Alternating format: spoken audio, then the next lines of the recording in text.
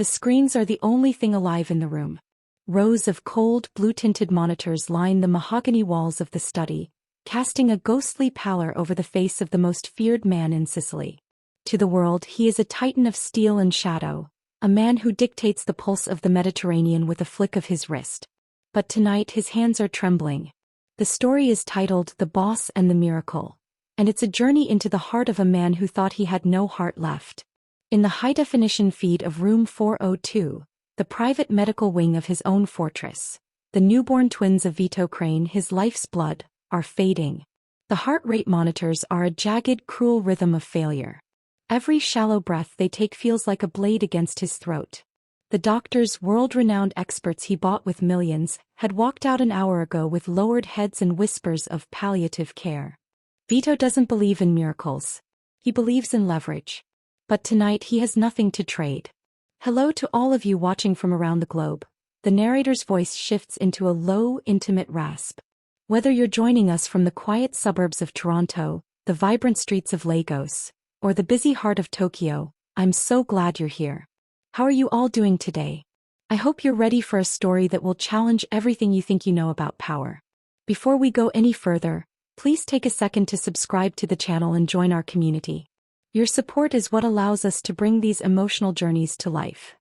Vito leans closer to the monitor. It's 3:14 a.m. The mansion is a tomb. Suddenly, the heavy oak door of the nursery creaks open. A figure enters. It isn't a nurse. It isn't a doctor. It's the woman who cleans the hallways. The woman he's passed 100 times without a single word. Italian Clark. She moves with a grace that shouldn't exist in a house of mourning. She doesn't check the 4 drips. She doesn't look at the charts. She goes straight to the cribs, her dark skin a beautiful contrast against the sterile white linens. Vito's hand moves toward the intercom to bark an order for her to leave. No one touches his children, but something stops him. A feeling sharp and electric bolts up his spine. Aibileen kneels. She places one hand on the chest of little Sophia and the other on Lorenzo. And then she begins to sing. It isn't a lullaby. It's a sound that vibrates through the low-quality microphone of the hidden camera, a deep, resonant frequency that seems to pull the very air into the room. It isn't Italian. It isn't English. It's a language of the soul.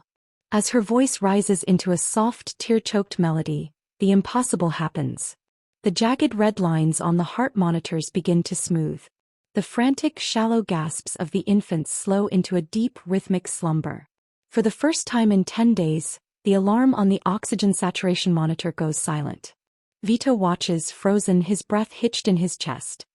He sees Aibileen's face, streaked with tears, glowing with an intensity that looks like raw power.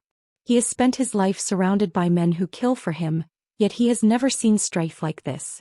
Who is this woman? Why is his house, his very blood, responding to her touch? And why does he feel for the first time in his life that he is the one who is small? Vito Crane did not build an empire by being a man of peace. He grew up in the back alleys of Corleone, where the only currency was respect and the only law was survival. He is a man of absolute control. His deepest fear isn't a rival's blade, but the terrifying realization that he might be the end of his own bloodline. He looks at his reflection in the dark glass of the monitor and sees a man who has everything: vast wealth, a private army, and a name that makes senators tremble. Yet he is currently powerless against a microscopic failure in his children's lungs. His motivation for the twins isn't just fatherly love. It's a desperate, almost violent need to preserve the only part of him that isn't stained by sin. But the woman on the screen, Aibileen Clark, is a mystery he cannot solve with a background check. Aibileen is a woman who has mastered the art of being invisible. She came to Italy 3 years ago from Jackson, Mississippi, carrying a single suitcase and a grief so heavy it should have crushed her. In the Crane mansion she is a ghost. She polishes the marble floors and dusts the priceless statues while Vito's men discuss hits and heists as if she were part of the architecture. But Aibileen's quiet exterior hides a spirit forged in a different kind of fire. She is a woman of profound faith, not the kind found in the cold cathedrals of Rome, but the kind found in the sweat and tears of a community that has survived through nothing but hope. As Vito watches her through the lens of the hidden camera, he sees her do something that the high-priced nurses never do. She speaks to the twins. Not as patients but as people. "You're gonna be a great man, Lorenzo," she whispers, her voice a warm honeyed rasp that cuts through the sterile hum of the medical equipment. "And you, Sophia, you're gonna have a heart that changes people. You just gotta stay. You just gotta keep breathing for me." In the hallway outside the nursery, Luca Brasi, Vito's enforcer and a man whose very name is a death sentence, stands guard. Luca is the personification of Vito's world. Cold, efficient, and suspicious of anything he cannot control.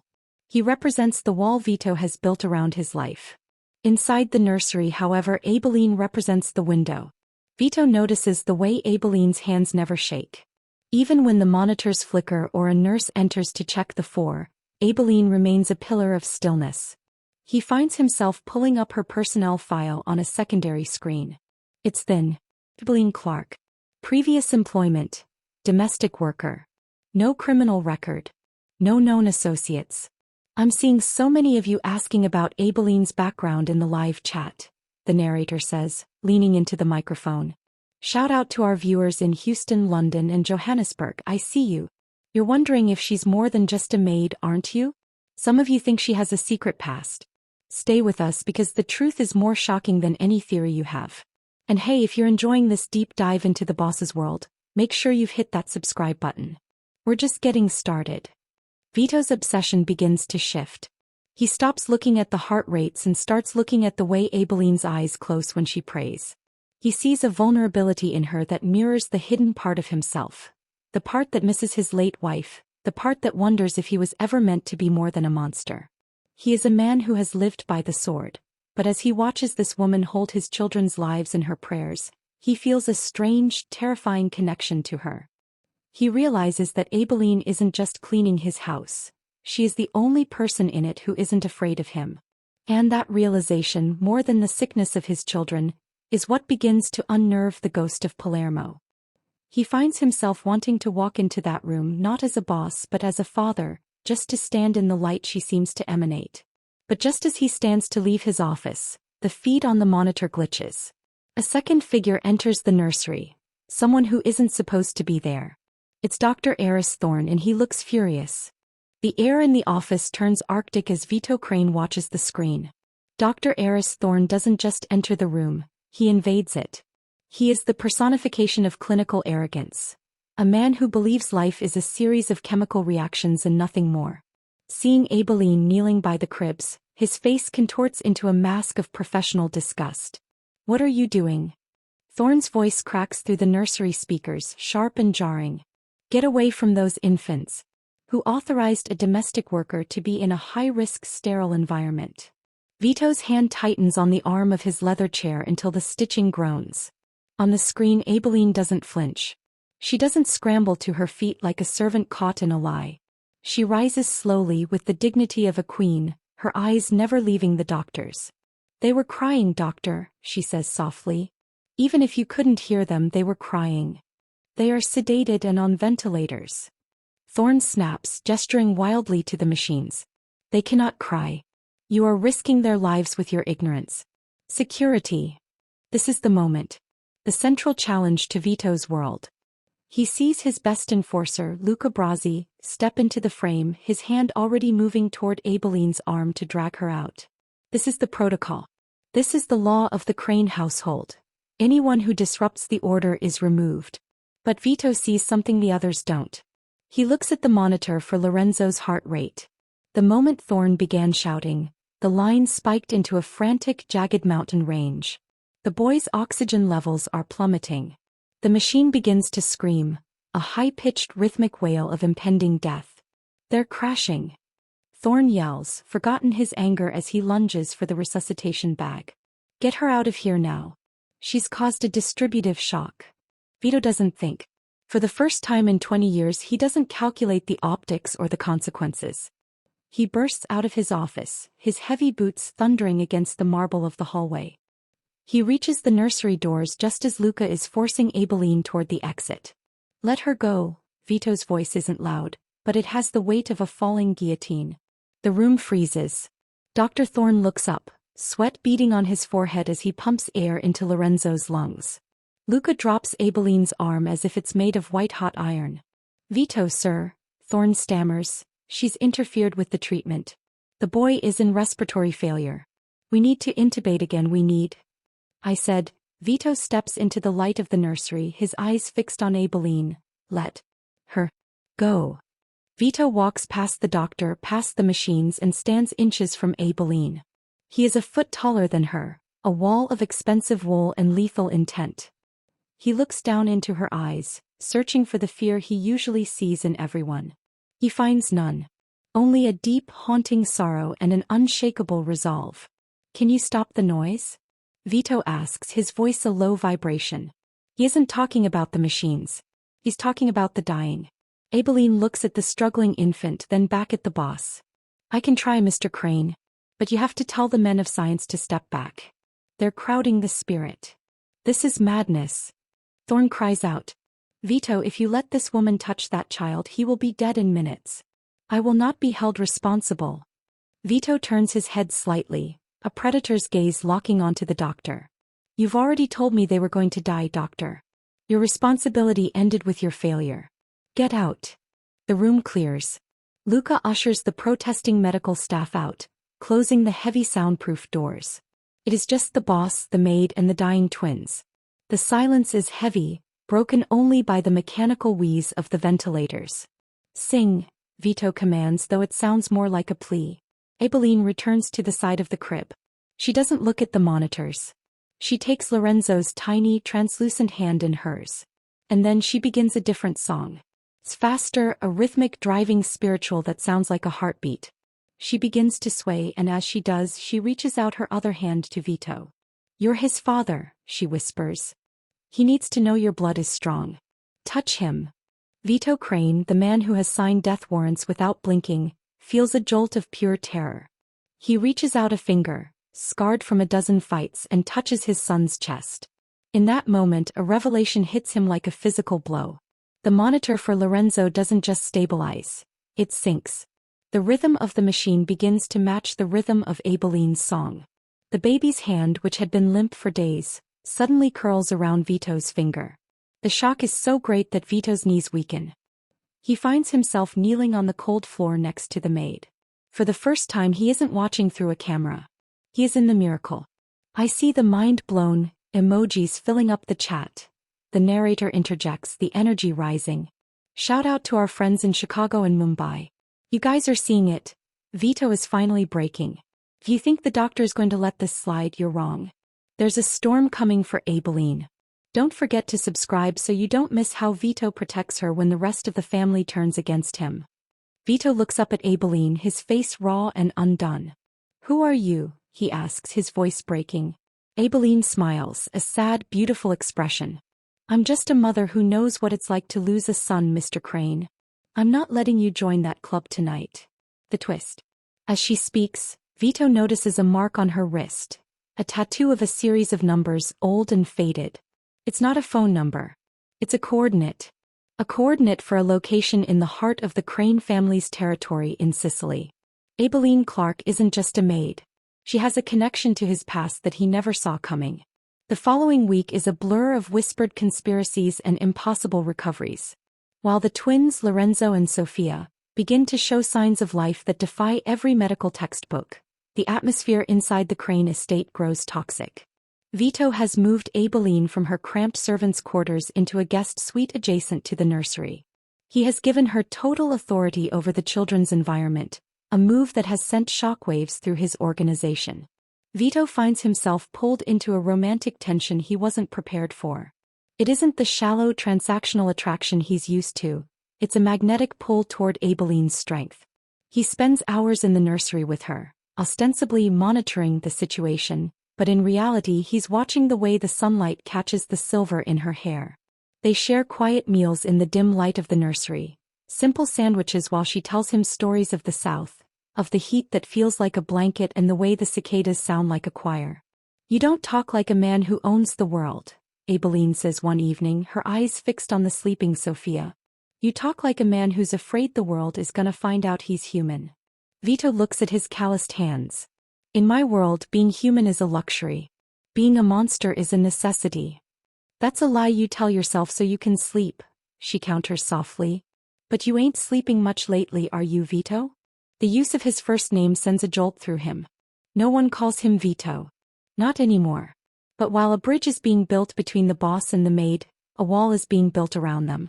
Luca Brasi is no longer just a shadow, he is a threat.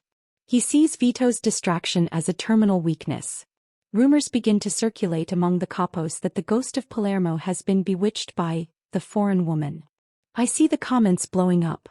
The narrator's voice cuts in, urgent and sharp. People in the Philippines and Italy are calling it. You guys think Luca is going to make a move, don't you? Some of you are saying Aibileen is a spy. Let me tell you, the mystery of that tattoo on her wrist is about to get a whole lot darker. If you're enjoying the suspense, hit that subscribe button right now. We're about to hit the point of no return. The first red herring appears when Vito's security team intercepts a package addressed to Aibileen. Inside is a collection of dried herbs and a handwritten note in a dialect of Sicilian so old even Vito struggles to read it. The debt of the past is paid in the blood of the future. Vito confronts her in the hallway, the note trembling in his hand. Who is sending you this, Aibileen? Why do you have coordinates for a Crane family vineyard tattooed on your arm? Were you sent here to destroy me? Aibileen looks at the note, her face turning a pale shade of gray. I didn't come for revenge, Vito. I came for peace. That vineyard. That's where my grandfather worked as a forced laborer before he fled to America. That tattoo isn't a coordinate for a hit. It's the only home my people ever knew before they were driven out. The revelation stuns him. The Crane family's wealth was built on the backs of people like her ancestors. The guilt he's suppressed for a lifetime begins to bubble to the surface. He wants to protect her, but the more he leans into her, the more his own men see her as a target. The tension reaches a breaking point when Dr. Thorne, fueled by professional humiliation and a quiet bribe from a rival family, the Montana Syndicate, returns to the mansion. He doesn't come with a stethoscope this time. He comes with an independent medical board and a court order, claiming Vito is mentally unfit and that the children are being victims of occult child abuse. Vito stands in the center of the grand foyer, his hand on the hilt of the knife hidden in his belt.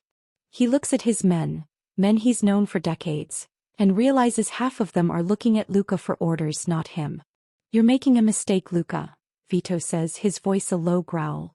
The mistake is yours, boss, Luca replies, his eyes cold. The woman goes or the family falls. Aibileen stands at the top of the grand staircase watching the men below. She looks down at Vito and for the first time he sees fear in her eyes, not for herself but for the fragile peace they've built in the nursery. The storm has officially made landfall. The tension in the foyer is a physical weight, a suffocating pressure that threatens to shatter the very foundations of the Crane Empire. Vito stands between the men he bought with blood and the woman who saved his soul. But before a single blade can be drawn, the heavy front doors of the mansion are thrown open. It isn't an assassin. It's a woman in her late 70s, draped in black lace, her face a roadmap of Sicilian history. This is Mama Livia Moretti, the oldest living matriarch of the neighboring territory and the only person Vito truly respects. Behind her, a group of elders follows, their presence turning the foyer into a courtroom. Enough. Livia's voice cracks like a whip. She walks straight to Aibileen, who remains at the top of the stairs. The room goes silent as the old Italian woman looks up at the black maid. I heard the songs. I heard them through the wind, Vito. You think you are the only one with ears. Vito steps forward, his brow furrowed. Livia, this is a family matter. The doctor claims. The doctor is a fool, Livia interrupts, then turns her gaze back to Aibileen. The woman on the stairs. Tell me your grandmother's name. Aibileen's voice is steady, though her hands grip the banister. Her name was Sarah Jo. They called her the thread mender in the valley. The room exhales a collective gasp. Livia turns to Vito, her eyes shining with a terrifying clarity. Vito, you fool. You looked at her and saw a stranger. You looked at her and saw the help. But Aibileen Clark carries the blood of the Geritress, the healers. Her grandfather didn't just work your vineyard. He was the one who saved your own father's life during the Great Fever of 1944. The coordinates on her arm? That isn't just a map. That is the site of a sacred pact made between your blood and hers. The revelation hits Vito like a physical blow to the chest. Everything he believed about his family's rise to power was a sanitized lie. His empire wasn't built on just strength. It was built on a debt of life that was never paid. He looks at Aibileen, and the romantic pull he felt earlier transforms into something far more profound. A realization of destiny. But the twist goes deeper. Livia turns to Dr. Thorne, who is shrinking into the shadows. And you didn't come here for the law. You came because the Montana family promised you the headship of the new clinic once the Crane line was extinguished. I have the ledgers. I have the names. I see the chat is absolutely exploding. The narrator's voice is frantic now. Shout out to our viewers in Berlin, Sydney, and New Orleans. You guys called it. The doctor was a plant. But did you see that coming? Aibileen's family is the reason Vito's family even exists. If you're as shocked as Vito is, drop a truth in the comments and hit that subscribe button. The stakes just went from high to astronomical. In the silence that follows, the romantic tension between Vito and Aibileen reaches its peak. He walks up the stairs, ignoring the glares of his men, and stands before her. He doesn't care who is watching. He takes her hand, the hand that held his children, the hand that carries the legacy of the Geritress, and brings it to his lips. I didn't bring you here to save my children, Vito whispers, loud enough for the whole room to hear. The universe brought you here to save me. Aibileen looks at him, her eyes brimming with tears. For a moment, there is a shared vulnerability that transcends race, class, and history. It is a moment of pure, unadulterated connection. But the victory is short-lived. Suddenly, the power in the mansion cuts out. The backup generators, which should have kicked in instantly, remain silent. In the darkness, the only sound is the frantic mechanical clicking of the twins' ventilators downstairs. And then the terrifying silence as their backup batteries begin to fail. The children. Aibileen screams. Through the darkness, a red laser dot appears on Vito's chest. Luca Brasi is gone. The doctor is gone. And the front doors are being kicked in by men in tactical gear who don't belong to the Crane family. The highest stakes have been reached. The betrayal is complete. And as the first gunshot rings out, Vito realizes that to save the woman he loves and the children she healed, he has to become the monster one last time. The darkness is absolute. A thick, suffocating shroud that smells of cordite and betrayal. The silence of the nursery is the most terrifying sound Vito has ever heard. The ventilators have stopped. The rhythmic hiss-click that represented his children's lives has been replaced by a heavy, hollow stillness. Aibileen, get to the floor. Vito screams, lunging through the blackness. A hail of suppressed gunfire chews through the priceless mahogany door frames, sending splinters flying like shrapnel. Vito tackles Aibileen just as a burst of lead shatters the glass partition where he had been standing seconds before. He can hear the heavy thud of tactical boots on the marble foyer. The Montana hit squad is inside, and they aren't here for a negotiation. They are here for an erasure. The twins. Aibileen's voice is a ragged sob beneath him. Vito, they can't breathe without the machines. They only have minutes. Vito feels a coldness settle over his heart that is sharper than any winter. He is trapped in a hallway with no light, his own security team has either fled or been slaughtered, and his children are suffocating 10 feet away. For the first time in his life, the ghost of Palermo feels the paralyzing grip of true despair. He has all the money in the world, but he cannot buy a single breath of oxygen. Suddenly, a flashlight cuts through the gloom. It's not a savior, it's Luca Brasi. He stands at the end of the hall, the beam of his light catching the cold steel of his weapon. I told you, boss. Luca's voice is devoid of emotion. The woman was a weakness. You let a maid turn you into a coward. Now the Montana family will restore the order you broke. Luca, please. Vito's voice cracks, a sound no man has ever heard from him. The children. Just let her get to the children. They were dead the moment you stopped being a Crane, Luca says, raising his weapon. Vito pushes Aibileen toward the nursery door. Run. Don't look back. Use the manual pumps. As Aibileen scrambles into the nursery, a gunshot rings out. Vito feels the searing heat of a bullet graze his shoulder, but he doesn't retreat. He charges into the dark, a wounded lion in a cage of his own making. He engages Luca in a brutal, desperate struggle, the two men crashing into the walls, fueled by decades of shared secrets and newfound hate. Inside the nursery, the nightmare is even worse. Aibileen is working by the dim glow of a single emergency LED. She has the manual resuscitation bags, but she only has 2 hands. She looks at Lorenzo, turning blue in the dim light, and Sophia, whose tiny chest is barely moving. She begins to pump for Lorenzo, her own breath coming in ragged gasps. I can't do both," she whispers, the weight of the impossible choice crushing her. "God, please. I can't lose them too." The separation is physical and spiritual. Vito is fighting for his life in the hall, and Aibileen is fighting a losing battle against death in the nursery. The man who forgot how to love and the woman who loved too much are being pushed to their absolute breaking point. "I see the crying and heartbreak emojis flooding the screen," the narrator says, his voice thick with emotion. "Shout out to our community in Mexico City and Dublin. Everyone is holding their breath." Aibileen is facing a mother's worst nightmare. Who does she save? How does she choose? If you're rooting for a miracle, type "save them" in the comments right now. And please, if you want to see how this ends, make sure you're subscribed. We are in the heart of the storm. Outside, the Montana hitmen are closing in on the nursery. Vito is pinned down, bleeding, his strength failing. He looks toward the nursery door, knowing that the people who taught him how to be human are about to be snuffed out. He feels the cold hand of hopelessness wrap around his throat. Everything he built is ash. Everything he loves is dying. In the pitch black, he hears Aibileen begin to wail, a sound of pure, unadulterated agony. It's the sound of a woman who has reached the end of her strength. The situation is hopeless. The empire has fallen. And as the door to the nursery is kicked open by a Montana assassin, Vito closes his eyes, waiting for the final silence. The flash of a muzzle lights up the nursery for a split second, a strobe light of impending death. But the bullet doesn't hit Aibileen. Instead, the Montana assassin stumbles backward, a crimson bloom erupting on his chest. From the shadows of the nursery's walk-in closet, a figure emerges, someone no one expected to see holding a weapon. It's Mama Livia Moretti. The old matriarch isn't just a guest, she's a survivor of the old ways.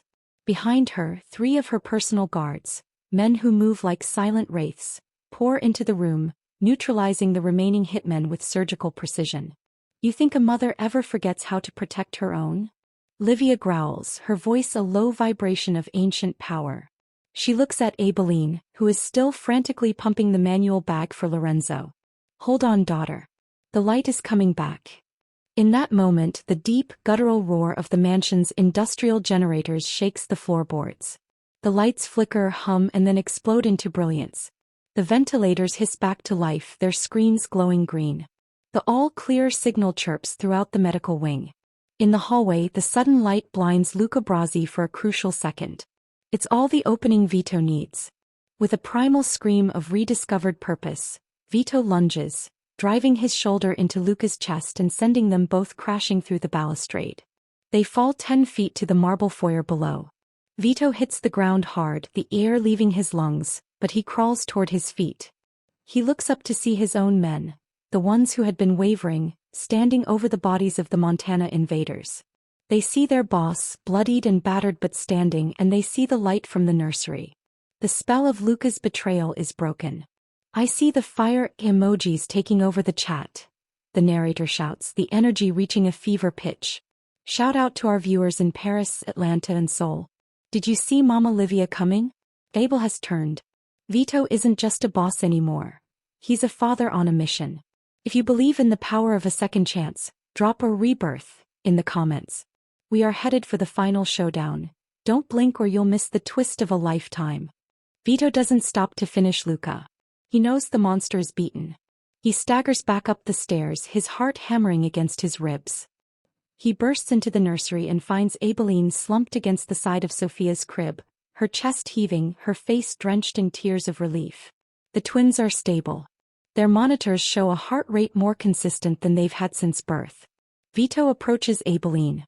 He doesn't look at his children first, he looks at her. He falls to his knees and pulls her into a fierce, desperate embrace. The ghost of Palermo is gone. In his place is a man who finally understands that his empire was a tomb until she walked into it. "You saved them," he whispers into her hair. "You saved all of us." Aibileen pulls back, looking into his eyes with a clarity that cuts through his soul. "I didn't do it alone, Vito. Your blood recognized mine. The pact is sealed. But this house, it can't be a house of shadows anymore. You have to decide who you are. Vito looks at the coordinates on her wrist, then at his children, then at the woman who has become his North Star. He realizes the key to solving the conflict isn't more violence, it's the truth. He knows exactly what he has to do to end the Montana threat forever and secure a future for the woman he has come to love. He stands up, his stature returning, but his eyes are different. They aren't cold anymore. They are burning with a righteous fire. The final confrontation is set. But this time Vito isn't fighting for power. He's fighting for the miracle. The air outside the Crane estate screams with the sirens of a world in chaos. But inside, the silence is deadlier. Vito Crane has sent Abilene and the twins into the reinforced basement vault. Not as a prison but as a sanctuary. He stands alone in the grand foyer, the moonlight pouring through the shattered skylight, illuminating the blood on his hands. The front gates are breached. Don Montana himself, a man who has envied the Crane legacy for 40 years, walks through the wreckage of the front doors. He isn't alone. He is flanked by the remnants of his Black Sun squad, and trailing behind them, looking like a whipped dog, is Dr. Eris Thorne. It's over, Vito, Montana's voice echoes, cold and triumphant. The doctor has signed the affidavits. The board has declared you legally incompetent. My men own your streets. Your children are wards of the state, or rather wards of my state. Vito doesn't move. He doesn't reach for a gun. He simply leans against the marble pillar, a ghost of a smile playing on his lips. You always were a man of paperwork, Montana. You thought you could steal a life with a signature. I've already stolen it, Montana sneers. Where is the maid? I want her to watch when I take what's mine. She's exactly where she needs to be, Vito says, his voice dropping into a register that makes the Montana soldiers shift uncomfortably. She's at the source. Vito taps a button on his phone. Suddenly, every screen in the foyer, the security monitors that once spied on a sick room, flickers to life. But they aren't showing the mansion.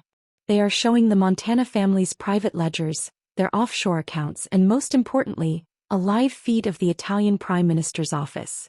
I see the shocked faces in the comments. The narrator's voice is an electric roar.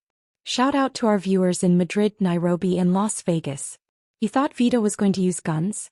He's using the one thing more powerful than a bullet. The truth. If you're loving this boss move, hit that subscribe button right now. We're at the finish line. Vito looks Montana in the eye. While you were busy bribing doctors, Abilene was singing. And while she sang, I realized something. My father's pact with her family wasn't just about healing. It was a trust.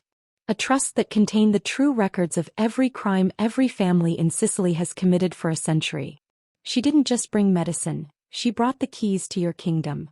The twist hits Montana like a physical blow. He realizes that the coordinates on Abilene's wrist weren't just for a vineyard. They were the location of a buried archive that the Crane family had protected for generations, waiting for a leader worthy of the secret. Kill him. Montana screams, losing his composure. But as the soldiers raise their rifles, the red dots of snipers appear on their chests. Not Vito's snipers. These are the men of Mama Livia Moretti, joined by the loyalist Crane soldiers who saw their boss choose his children over his pride. The confrontation is swift and brutal, but Vito doesn't pull a single trigger. He watches as Montana is disarmed and forced to his knees. He walks over to Dr. Thorne, who is trembling so hard his glasses fall off. You told me they were going to die, Vito whispers, his face inches from the doctor's. But they lived. And because they lived, you have no place in a world of life. Vito doesn't kill Thorne. He does something worse. He hands him over to Mama Livia, whose old-world justice is a fate far more terrifying than a quick end. The mansion is secured. The threat is dismantled. But the real resolution happens in the quiet of the vault.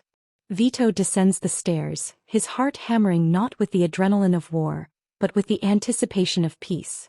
He opens the heavy steel door. Abilene is sitting in a rocking chair, a twin in each arm. She looks up at him, her eyes searching his.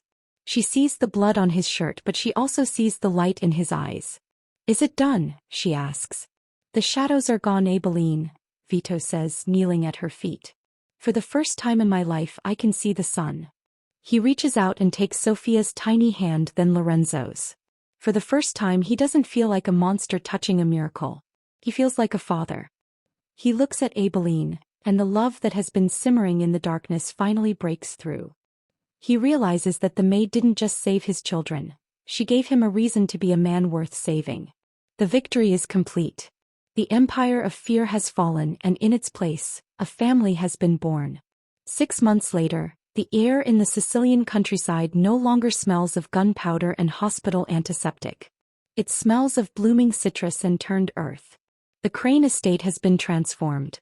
The cold, blue-tinted monitors that once served as Vito's eyes have been replaced by floor-to-ceiling windows that let in the unapologetic gold of the Mediterranean sun. Vito Crane stands on the terrace of the vineyard, the very land marked by the coordinates on Abelin's wrist. He is no longer the ghost of Palermo.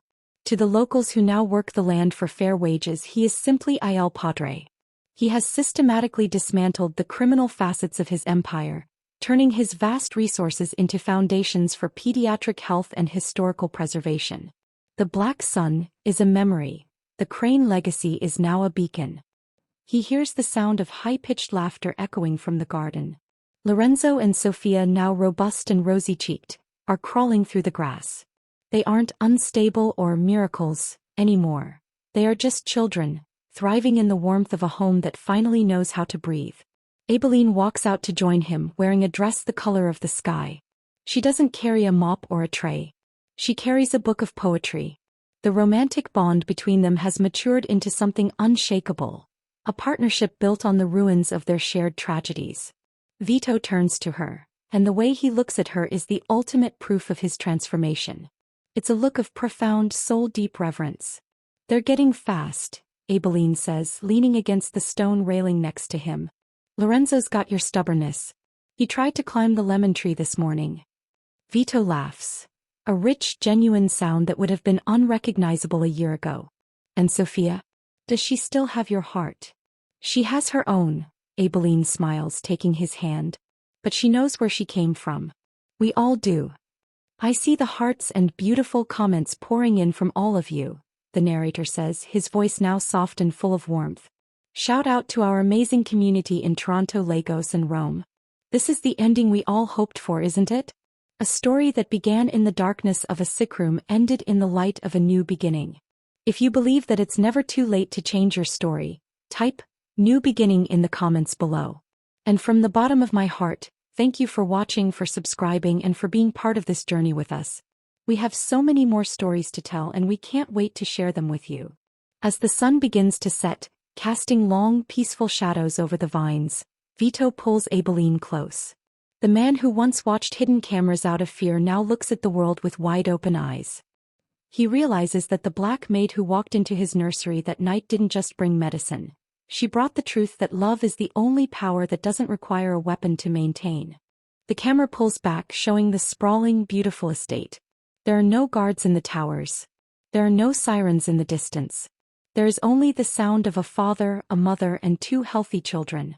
The debt of the past has been paid, not in blood, but in the boundless grace of a second chance. Vito kisses Abeline's forehead, a silent promise kept. The song she sang in the dark has become the anthem of their lives.